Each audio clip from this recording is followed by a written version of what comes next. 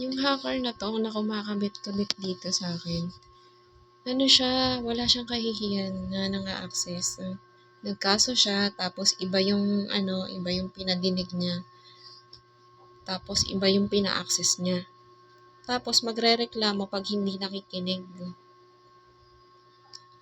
Ano siya, nakikipagtsoktsakan siya, ganyan. Tas habang nakikipagtsoktsakan may nagdadasal pa na kung ano, nagre-ritwal na parang ewan. Sawang-sawa na ako sa inyo. Ano, iiwan na kita. Ayoko na sa'yo. Alam mo ba, yung ano na yan, yung sabi niya negosyo niya daw. Hindi yan negosyo. Sinasadya mo yan. Ano, bistado ka na eh. Yung ano mo, yung mga ano mo, pa-ritual-ritual mo para maghirap yung tao, yung pangkukulam mo, ganyan. Yung pagkuha mo ng gamit dito. Ano, nakaset up lahat. Yung pagkuha ng panty, ng kung ano-anong gamit ko. Kinuha niya yun.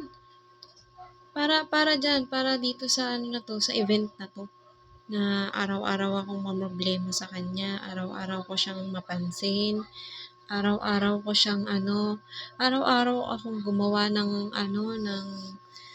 kung ano-ano. Araw-araw ko siyang araw-araw matuliro sa ano niya na parang virus yung bibig niya, yung ginagawa niya. Alam mo ba yung yung Netflix na na Rosario, yung parang nagtatawag siya ng demonyo na na gagawa ng kalokohan sa akin. Hindi ko kasi nakikita, hindi ako miyembro ng kagangster mo. Nagpupunta ako sa simbahan dahil nakakaranas ako ng kung ano-ano.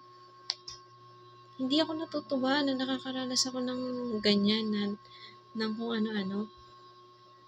Tapos ipapadinig mo pa yung bunganga mong umuungol, nangangabayo everyday. Tapos yung parang nararamdaman ko pa yung ginagawa ninyong kabulastugan. Tapos proud na proud ka pa.